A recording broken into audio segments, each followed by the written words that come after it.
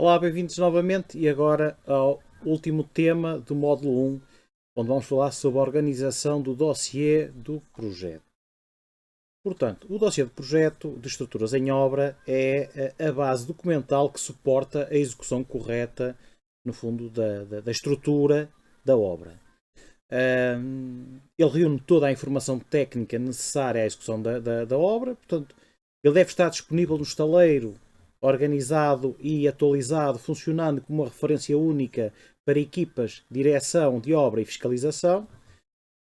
Ele, no fundo, tem um conjunto então organizado de documentos, é uma referência única no estaleiro e é a base para a execução e controle.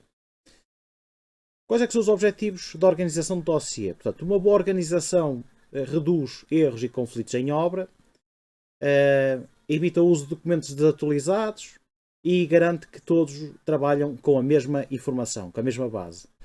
Então vai evitar, portanto, versões contraditórias, vai facilitar a consulta em obra e vai garantir a rastreabilidade. O dossiê deve conter todos os documentos estruturais relevantes, deve integrar as peças desenhadas, a memória descritiva, as especificações técnicas, outros elementos relevantes para a execução estrutural.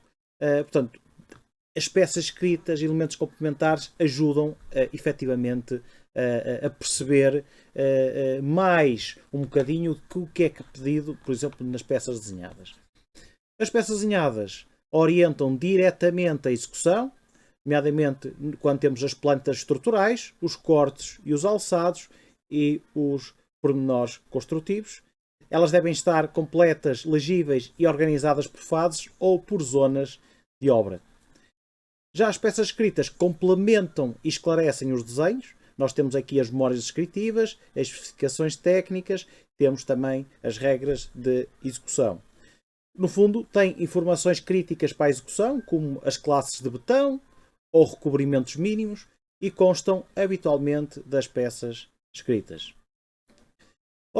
Organização por versões do projeto. Portanto, a gestão de versões é essencial para evitar erros.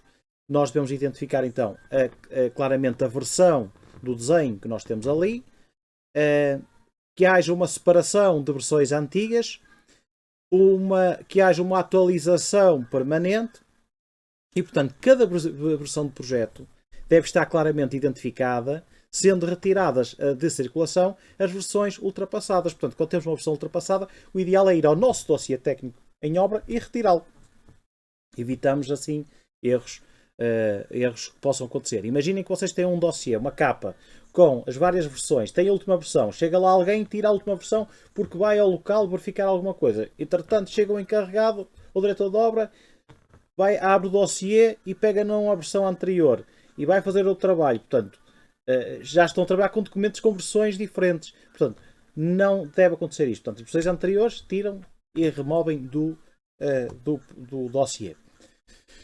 Ora bem, a organização por fases da obra. Portanto, a organização por fases facilita a consulta em estaleiro.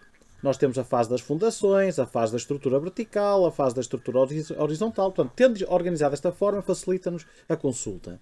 A separação do dossiê por fases facilita o acesso rápido à informação relevante em cada momento. Se nós falamos, na parte das lajes, então isto são estruturas horizontais. Vamos às estruturas horizontais. Nos pilares e não sei o quê. Portanto, e vamos nós ali à secção das estruturas horizontais e verticais, já consultamos as verticais. Facilita então a questão do projeto. Outra facilidade é, quando temos projetos muito grandes, a organização por zonas ou frentes de trabalho. Portanto, em obras complexas, a divisão é por zonas. Por zonas é fundamental. Dividimos, por exemplo, edifícios por blocos, pisos ou setores ou frentes de execução. Portanto, permite reduzir assim os erros em obras de maior dimensão ou de complexidade. O acesso ao dossiê em estaleiro. Portanto, o dossiê deve ser facilmente acessível às equipas. Pode estar em formato físico ou digital. Em obra, formato físico dá muito jeito. Para já, neste momento. No futuro não se sabe.